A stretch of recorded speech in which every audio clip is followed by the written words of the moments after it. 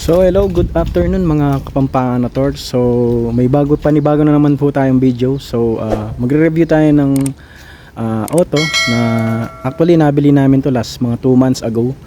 So ito Honda City 1.5 VX Navi. So 2017 model, automatic transmission. So ito actually nabili na namin to last 2 months. So i-review ko lang kung magkano yung price at kung ano yung mga details ng sasakyan. So tara, let's go.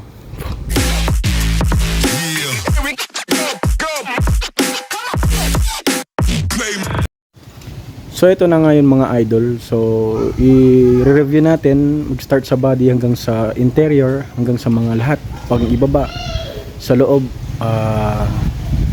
So tara, samahan nyo ako guys, dito tayo. So upon checking dito sa mga gulong, so kakabili lang kasi ng gulong nito. So bago lang, siguro mga days pa lang to.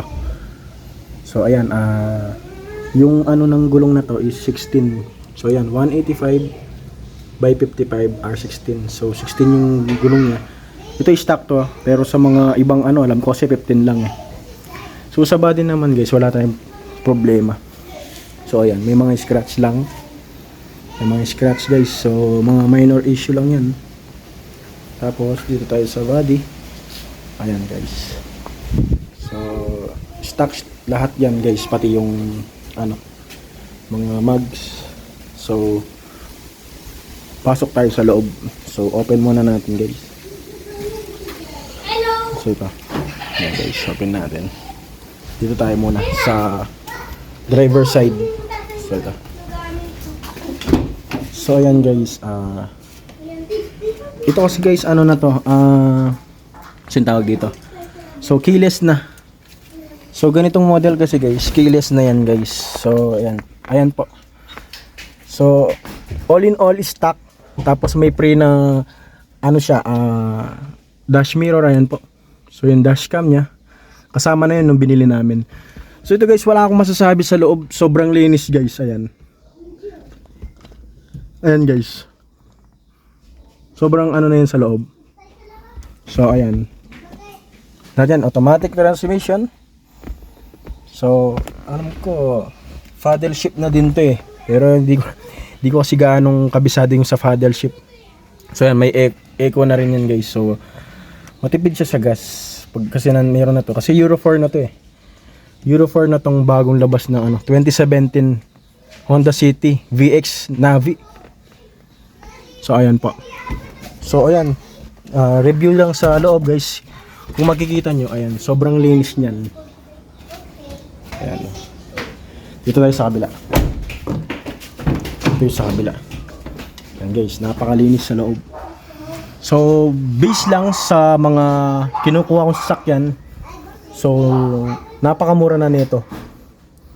Napakamura na. 2017. Parang bago pa sa loob. So wala lang mga plastic yung mga ano, pero ayan guys, sa sidings okay tayo dyan. So punta naman tayo dito sa may makina. So sa makina muna tayo, tapos open muna natin yung sa loob. Open natin. Hindi muna natin siya sisindihan guys. I-open muna natin yung hood nya para makita natin yung loob ng makina. So dito tayo. Ayan. So ayan yung makina niya guys. So 1.5 ito.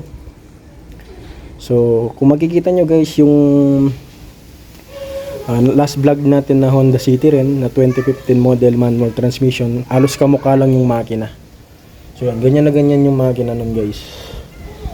Pero ito kasi automatic transmission, syempre may pagkakaiba rin. So ayan. So yun nga, yung makina niya guys. So nakikita man natin, wala siyang tagas na langis, malinis. Battery niya is 1SM din, Dynapower. So ito yung mga magandang mga battery. So Dyna, isa to sa mga mabiling battery ngayon guys. So yan, sa headlight malinis. Sa body guys, wala akong masabi. So ayan, dito tayo sa alternator. Ayan guys, yung alternator natin. Tapos yung engine, tapos ito yung dipstick. So tara guys, isandarin natin para makita natin yung andar na sasakyan. So ito guys, nasa loob na ulit tayo. So check natin. Start natin guys para makita natin yung andar. So ito guys, ipindutin mo lang to. Dapat kasama din yung brake. Ibe-brake natin bago natin siya i-start. So ito guys, pindutin mo lang to guys. Ayun. So ayun guys, napaka-tahimik, silent engine. So ayun yung ano niya, dashboard. So napakaganda ng dashboard niya ito guys. Wala akong masabi. So yan. Sa aircon na din guys, napakalamig nito. So ito yung aircon niya dito. Pipindutin lang natin to. Ayun. So yan guys, may hangin na. Naririnig nyo, ang lakas ng buga ng hangin guys. So malakas yung ano niya, so bawasan natin yung fan niya ito guys. Hindi nyo guys babawasan yun. So ayan. So yun guys, one lang malamig yung aircon nito. So napakaganda talaga. So halos sa mga tinignan ko sa sasakyan guys, dito lang ako nabigani sa Honda. Syempre Honda to guys, hindi naman natin maano, yung Honda talaga maganda. Medyo may kamahalan lang sa maintenance guys sa mga pyesa. Once na nasiraan kayo, madali lang naman makakita ng pyesa ng Honda eh. Kasi medyo may alaga lang talaga guys. Kaya ako, views yun sa akin. So punta tayo dun sa ano, patayin muna natin yung aircon. O sige, sindihan na natin yung aircon.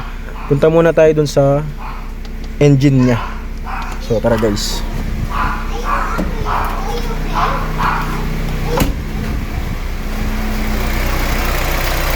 So yan yung engine.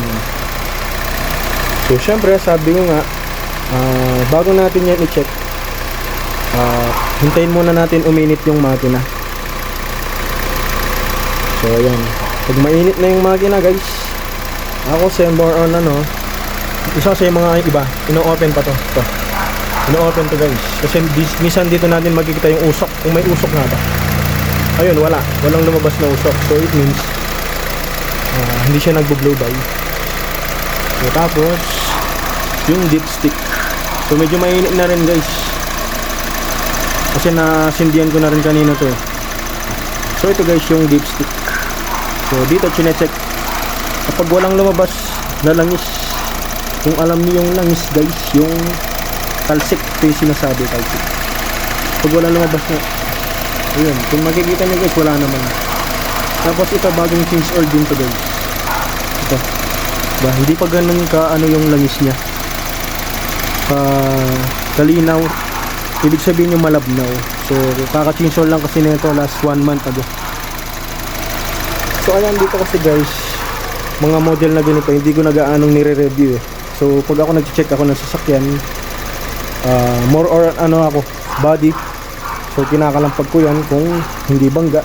Tapos tina-check na din natin yung mga bumper kung may clip pa yan, kasi minsan dito natin makikita pag nabangga yung sasakyan, hindi na naka-align yung mga yan, lalo na itong pinto dito. Yung pinto kasi guys yan, once na nabangga yan, wala na siya sa line. Yan dito. So yan, di ba? Dito tayo sa kabila guys, para medyo makita natin yung ano. So dito. So yan dito. So ayan, diba? Ayan guys, so ayan. Ayan. So ito guys, hindi siya for sale personal car to. So wag may gusto naman magpatulong sa atin, tumingin ng mga ganitong model. Sabi ko nga po, i-comment nyo lang dyan sa comment box. Willing naman po akong tumulong, basta wag lang po malayo. Around Pampanga po, pwede po tayo na matulungan kayo. Kung gusto nyong magpatulong sa mga walang alam sa sasakyan, tapos hindi makahanap ng mekaniko or walang mga available, so ako available po tayo. So ako mga minor lang po yung tinitingnan ko. Hindi pa po ako gano'ng marunong sa makina, pero may mga nalalaman ako. Hindi rin po ako mekaniko. So ako yung mga basic ano lang po, yung mga tinuturo natin. So hindi rin po ako professional. Yung disclaimer lang po sa mga professional dyan.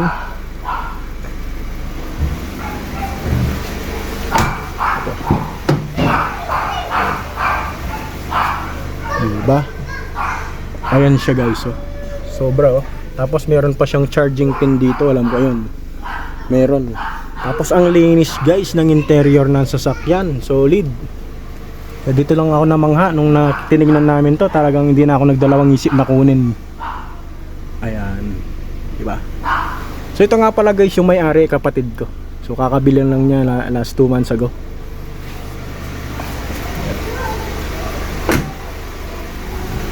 So ayan. So na-review na natin dito sa engine. So isarado na natin. Punta tayo sa likod. Dun sa trunk. So sarado muna natin. So dun muna tayo sa trunk guys. Tara, dito sa likod. Open muna natin yung trunk dito. Ito guys yung trunk.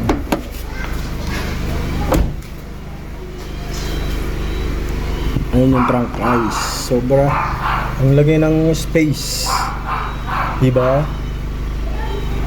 Tapos stock yan guys. Base dito, alam ko kasi may mga foam to eh. Pero hindi ko alam sa Honda City kung meron talaga siyang takip dito. Ayan guys. Diba? So after nyan, dito tayo sa ilalim. Sarada muna natin to guys. So base dito sa ilalim. So ayan yung mga gulong, bago yung guys. So ayan guys, hindi ko na siya kinalampag kasi nung ginawa ko yung kinalampag ko na. So dito tayo sa ibaba. Dito tayo. Ayan po. Dito sa ibaba, sa riwa. Walang lusaw, walang kalawang. Kasi pag na-flooded yung sasakyan, yan kasi guys yung pinakaunang tinitingnan natin pag flooded. Yung sa ibaba. Dito. Ayan guys. Kung maririnig nyo yung sasakyan, naka-open, parang tahimik, parang wala man ano. Diba? So yan lang po, review. So sabi ko nga, kung hindi ka pa nakasubscribe sa aking channel, please subscribe, Kapampangan Auto Works. And pag-click na din po ang bell button para sa mga updated na videos. So yung mga gusto magpatulong sa atin, comment nyo na lang po dun sa comment box, and then re-replyan ko po kayo para may bigay ko yung contact number. So ito around Pampanga lang po ha, di na po tayo pwede lumabas ng Pampanga. So kung may mga gustong sasakyan kayo, comment nyo lang yung ano dun sa comment box, magre-reply po ako kaagad-agad. So maraming salamat po, hanggang dito na lang po yung video natin. Sana nakatulong po. Maraming salamat.